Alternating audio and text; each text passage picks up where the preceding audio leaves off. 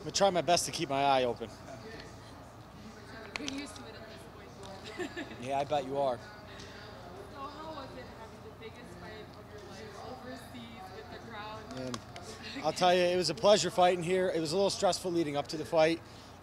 Keith, my coach, will tell you I'm very routine in my training and my preparation, in my schedule. So to leave a week, 5 or 6 days ahead of the fight and get out of my comfort zone for the first time, it was a little stressful. Once I got here and got settled in, though, it was we got right on a set schedule and we stuck with it every day.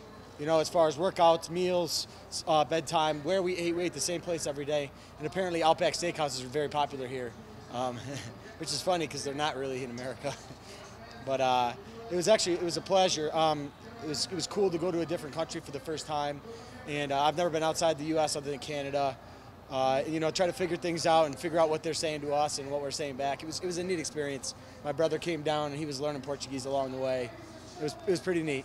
And we had Joe Scarola, my jiu-jitsu coach, translating for us. He's pretty fluent in Portuguese. You haven't been doing MMA for that long, but you had said in the past that you thought your UFC debut was long overdue. Yeah, I'm very aware that I still have a lot to learn.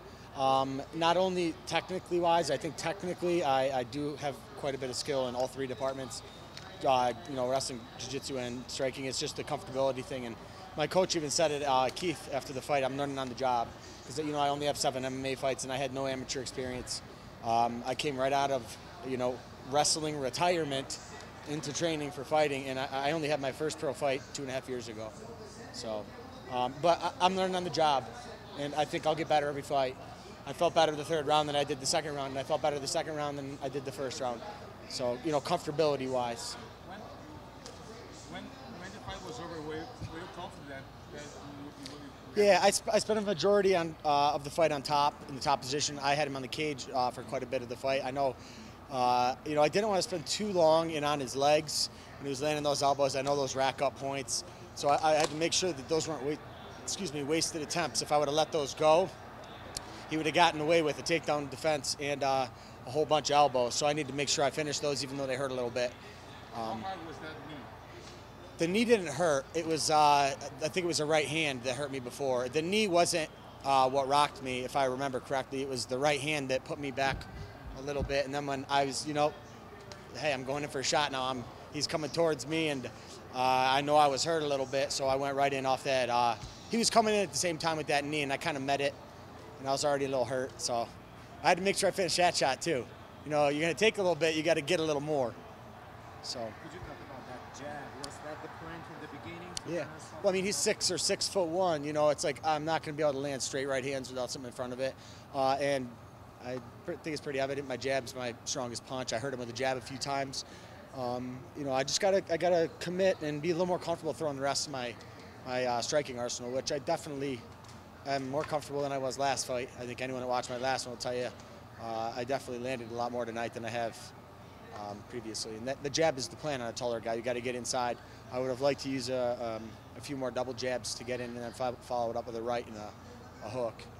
But Were you surprised that you're going to finish him in the first round when you got his leg? no, I knew that he's pretty tough on the ground. I knew it was late in the round. I didn't want to gas myself trying to finish him. I figured I'd be there again. And I'm not positive I did have his back again for very long.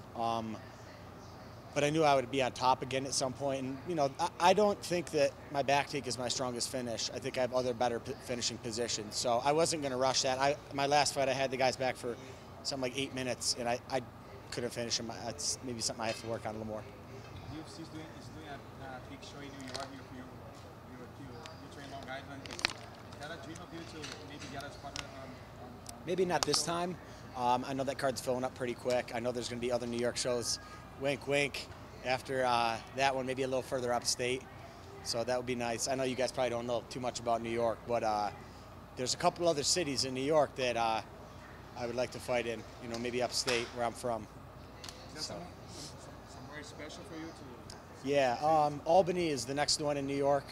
Albany is where I won my second New York State high school wrestling title in the same arena. It was it's now the Times Union Center. It was the Pepsi Arena, and I go there every year to coach my guys that I train in wrestling at that same arena. So I know that entrance to every entrance in that arena and every back door in that place. It's like I've been there, I don't know, countless times. So, but yeah, you know, at some point I'd like to fight in New York City. I doubt that I'll make it on that card. I know it's filling up quick, but maybe if they ever do a show in Rochester too.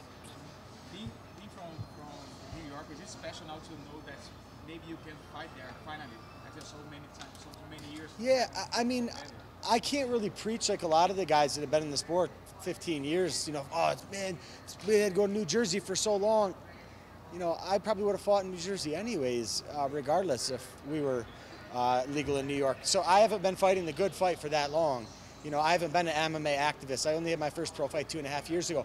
Do I love it? Absolutely. And I'm happy for those guys who have fought along the way.